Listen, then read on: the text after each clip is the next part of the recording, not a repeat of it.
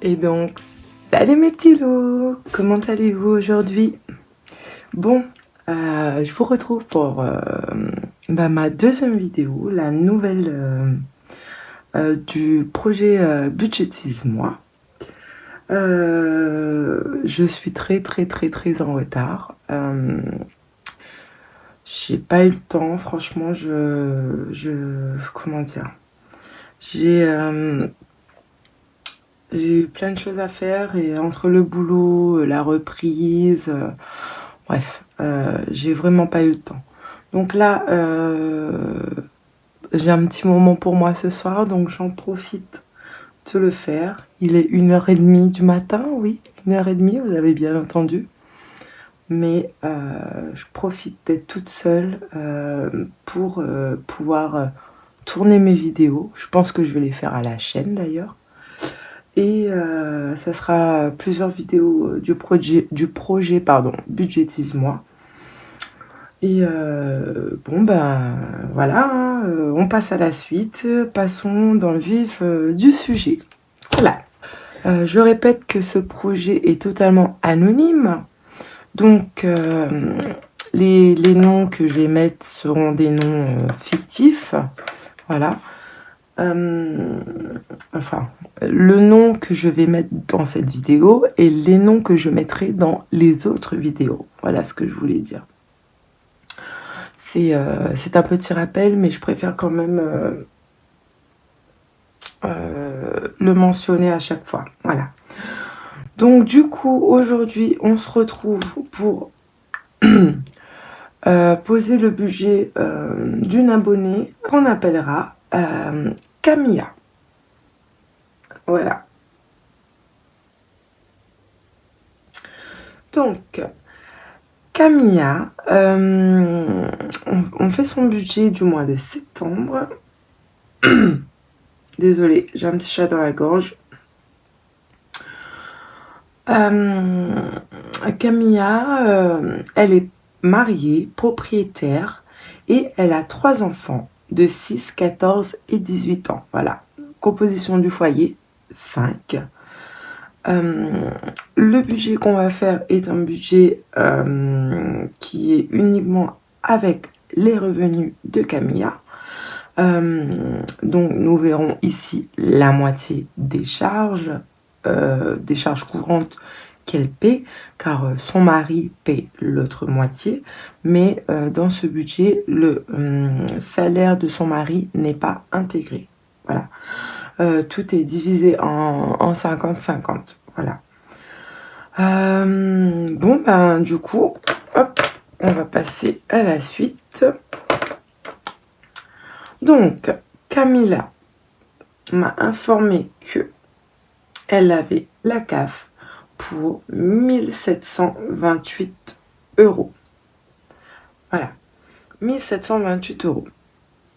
C'est les seuls revenus qu'elle a tous les mois. Un truc très important qu'elle m'a précisé, elle a un solde bancaire qui était à... Oh, pourquoi je vais mettre un pourcentage, moi? Hop, je disais, elle a un solde bancaire qui était de moins 300 €. Voilà. Du coup, ça me plaît pas. Rien ne va ce soir, je vous dis, rien ne va. Elle va être longue, cette vidéo. Un solde bancaire de moins 300 €. Voilà. Du coup, comme dépense fixe, Camilla, elle a, hop, l'eau, 40 €. Hop, elle a l'électricité, 65 €. Elle a une assurance. J'ai oublié de lui demander si c'était une assurance voiture.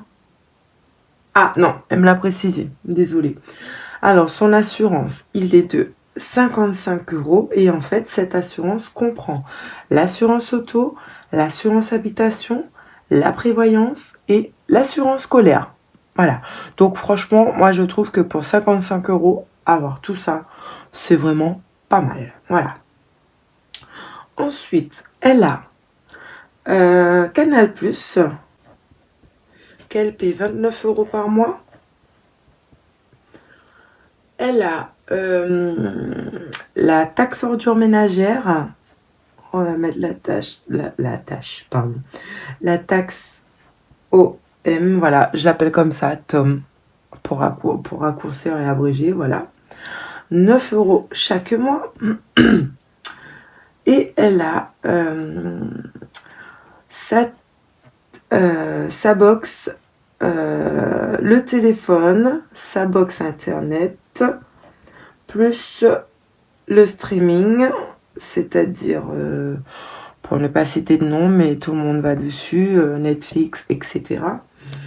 33 € par mois. Le tout, hein, téléphone, internet, streaming, 33 €. Donc, en dépenses fixes, elle a cela. Et on ajoute à ça les crédits d'aide qu'elle a. Elle a le crédit de sa maison, plus les travaux qu'elle est en train de faire actuellement, qui fait un total de 404 €. Et elle a un petit crédit qu'elle a à sa maman, en fait. À sa maman, non, pardon. Je me suis mal exprimée. C'est un crédit qu'elle a fait à sa maman, qu'elle rembourse par petite mensualité. En fait, elle a emprunté 1000 € à sa maman, et dans un commun accord, elles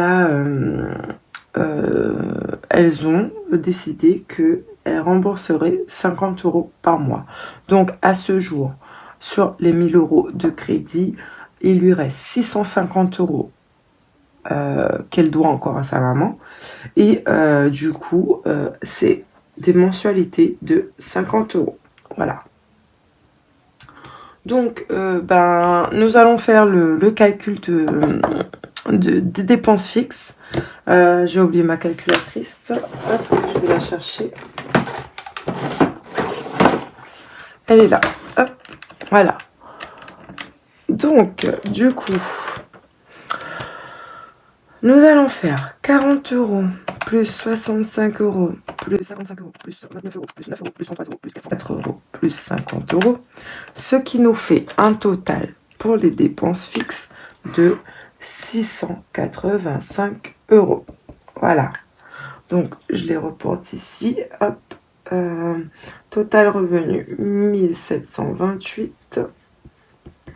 Total dépenses fixes 685 €. Voilà. Ensuite, 685 € que nous déduisons de ces revenus. Qu'est-ce que j'ai fait? Pardon. 1728 moins 685 €. Il reste 1043 €. Mais je perds mes mots. Ce soir, ça va vraiment pas. Cette vidéo, ça va être la cata, moi, je vous dis. Alors, donc, je disais, nous avons déduit à 685 € des revenus de 1728 €, mais elle a un solde bancaire qui est négatif. Ce solde bancaire, en fait, moi, je lui ai dit, elle pouvait soit le rembourser d'un trait, en fait, tout rembourser d'un coup, mais étant donné qu'ils sont nombreux et étant donné que, enfin, selon moi, voilà, selon moi, il est mieux de mettre en place comme un genre de plan d'appurement, de rembourser chaque mois un petit peu. Donc moi, je lui ai proposé de rembourser son découvert, en fait, 50 € chaque mois. Voilà. Donc 50 € que... Désolée, j'ai eu un bug. 50 € que je rajoute aux 685 €. Donc 685 plus 50 €, c'est égal à 735 €. Donc 735 €. Hop, voilà. Ici, on va enlever ça. Hop, et on va rajouter, hop, total dépense fixe, 735 €. Car tous les mois, en fait, elle va rajouter aux 685 €, bien évidemment, si ces dépenses fixes sont du même montant. Je ne sais pas si vous avez remarqué, mais au lieu d'écrire dans la colonne montant, j'ai écrit dans la colonne date prélevée. Je vous ai dit, rien ne va ce soir. Donc, je vous disais, ces dépenses fixes, si si c'est toujours le même montant, en fait, tous les mois, ça fera 685 € qu'elle ajoutera 50 € pour rembourser son solde bancaire de 300 €. Bien évidemment, il faut qu'elle essaie de ne pas retomber dans le découvert et ne pas revenir à 300 € à chaque fois qu'elle arrive à retirer 50 €. Voilà.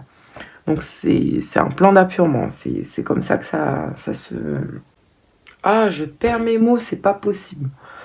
C'est un plan d'appurement, donc c'est comme ça qu'on diminue au fur et à mesure une dette ou un crédit, voilà, grâce au plan d'appurement.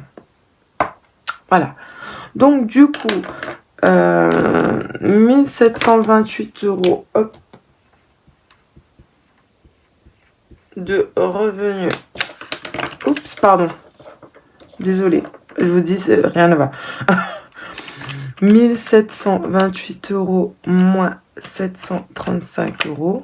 Donc, on a un reste à vivre qui est de 993 €. Mon tableau, il est très mal fait. Il faut que je le refasse parce qu'il y a des choses qui sont pas top. Voilà. Du coup, je vais le noter. Voilà, par exemple, le reste à vivre, j'ai nulle part où le noter. Voilà. Je l'ai mal pensé ce tableau-là. Il faut que je le refasse. Donc, c'était la petite parenthèse. Donc, du coup, il y a un reste à vivre de 993 €. Je vais le noter là. Reste à vivre. Ça fait pas très beau, mais pour moi, j'oublierai pas avec ma mémoire de poisson rouge. Voilà. Donc, du coup, 993 €. Ces enveloppes, elle me les a données. Hop. Donc, ces enveloppes, nous avons l'enveloppe alimentation. Nous avons l'enveloppe carburant. Nous avons l'enveloppe shopping beauté. Nous avons l'enveloppe enfant. Nous avons l'enveloppe santé. Et nous avons l'enveloppe imprévue. Donc, dans toutes ces catégories, j'ai dispatché les sommes toujours en, selon moi, comment j'aurais fait si c'était mon budget. Voilà. Donc, en alimentation, et bien évidemment, si c'était la composition de mon foyer. Donc, en alimentation, nous avons, je lui ai attribué 550 € pour 5 personnes. Je crois même qu'elle m'a précisé aussi qu'elle faisait à peu près 500 € de courses. Mais il faut que je vérifie ça. Je ne suis pas sûre. Il faut que je vérifie. Mais moi, je lui ai attribué 550 €. Je me suis dit pour 5 personnes, 550 € divisé par 5, hop, ça fait 110 € par personne. Divisé par 4 semaines, ça fait 27,50 € par personne par semaine. Bon, je trouve que c'est pas mal. Voilà. C'est pas mal. Donc du coup, ensuite, je lui ai attribué 150 € de carburant. D'autant plus que le carburant, il est très très cher en ce moment. Donc je me suis dit 550 €, c'est pas mal. Pardon, 150 €, c'est pas mal. Ensuite, elle m'a précisé qu'elle faisait tous les mois ses ongles pour 35 €. Du coup, dans l'enveloppe shopping beauté, je lui ai attribué 40 €. Pour moi, 40 €, voilà. Et au pire des cas, il lui restera 5 € pour son défi des 5 €. Voilà. Je lui ai mis 75 € dans l'enveloppe enfant. 75 €, pourquoi? Parce que j'ai divisé par le nombre d'enfants, qui fait 25 € par enfant, au cas où s'ils ont une petite sortie de prévu ou quoi. Voilà, 25 € pour chaque enfant, une petite babiole à acheter, des glaces, que sais-je, voilà. En cas de sortie, voilà, chaque enfant a droit à une enveloppe de 25 €. Ou même, si les parents décident de donner de l'argent de poche aux enfants, ils peuvent donner 25 € chacun. Voilà.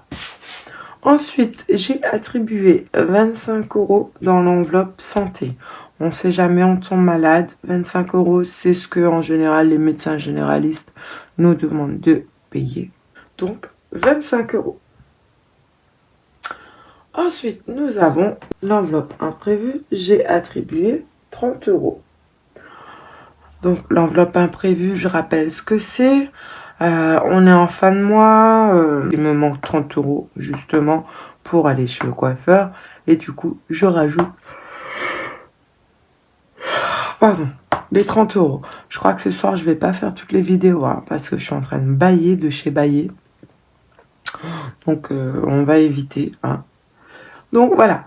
Du coup, pour les dépenses variables, nous avons un total de 550 plus 150 plus 40 plus 75 plus 25 plus 30, ce qui nous fait un total de 870 €.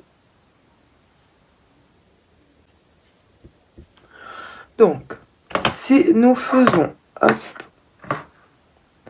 1728 moins 735 moins 870, il nous reste 123 € à épargner.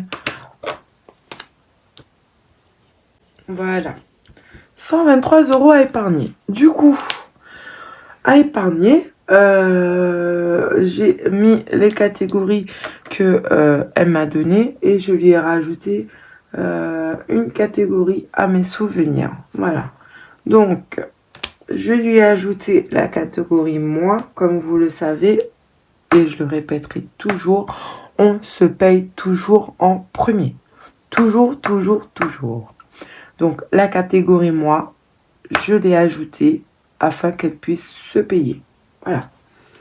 Ensuite, nous avons la catégorie Noël. Nous avons la catégorie fonds d'urgence. Je crois que celui-là aussi, je l'ai ajouté. Fonds d'urgence.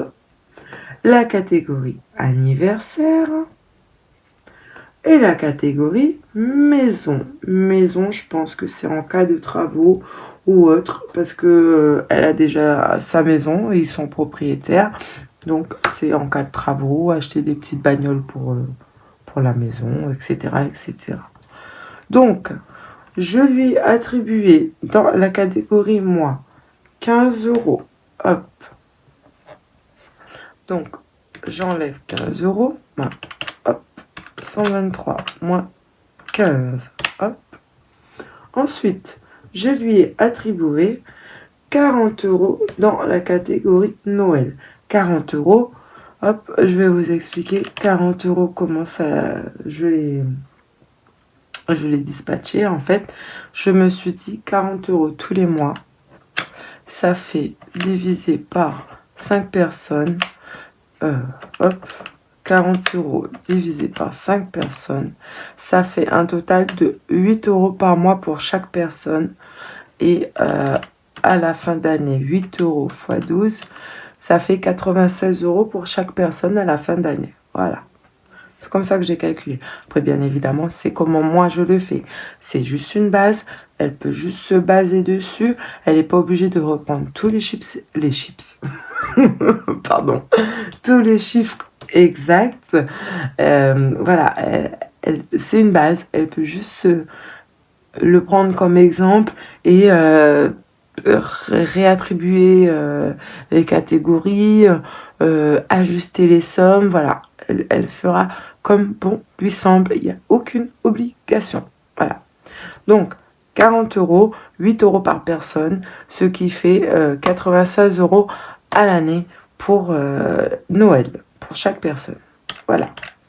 Donc, on était à 108 €, qu'on enlève 40 €, il reste 68 €. Dans le fonds d'urgence, je lui ai attribué 18 €.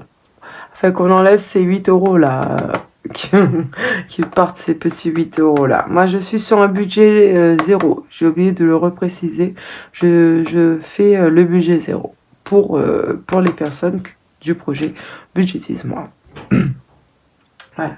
Donc, 18 € dans le fonds d'urgence. Ensuite, nous avons la catégorie anniversaire que j'ai... Hop, oups.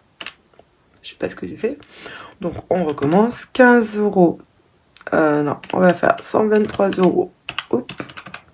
Moins 15 €, moins 40 €, moins 18 € égale, il nous reste 50 €. Donc, je disais, la catégorie anniversaire, j'ai attribué 40 €. Hop, le même principe que pour Noël, 40 € divisé par 5 qui fait 8 € par personne, 8 € x 12 qui fait 96 € pour 5 personnes pour Noël, si on l'a fait sur un an. Voilà. Donc, que j'enlève 40 € égale, il reste 10 €. Les 10 € sont sur le budget maison et du coup, on est bien, hop, égal. On est bien sur un budget 0. Voilà. Donc, voilà pour le petit budget de Camilla ce soir. Je suis vraiment désolée pour toutes les péripéties de cette vidéo.